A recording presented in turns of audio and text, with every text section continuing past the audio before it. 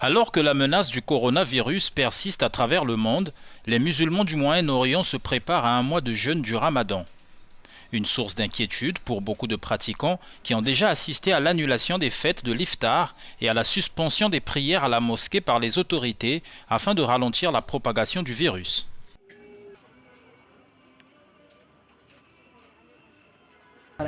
Nous avons perdu notre joie cette année à cause du coronavirus. Nous avons l'habitude de fêter chaque année et de ressentir de la joie. Mais cette année, nous ne ressentons pas de la joie. Bien sûr, le virus affecte le Ramadan cette année, mais les Égyptiens ne s'en soucient pas. Certains vont encore acheter des lanternes. Mais bien sûr, avec le couvre-feu, aucune des décorations lumineuses ne restera allumée dans les rues. Nous ne pouvons pas sortir après l'iftar. Tout cela nous affecte. Mais en général, les gens s'en soucient encore et vont dans les rues pour faire leurs achats.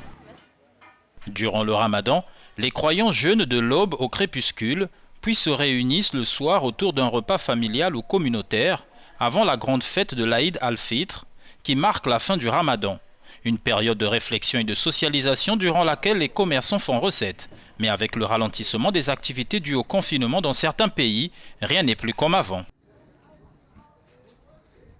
Je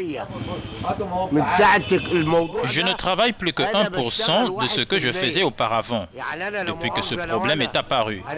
Avant, nous travaillions sans fermer, jour et nuit. Nous envoyions des livraisons aux gens.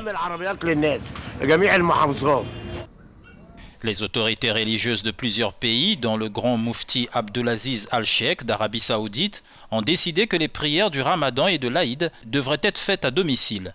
Et pour la première fois de l'histoire moderne de l'islam, le grand pèlerinage du Hajj risque d'être annulé.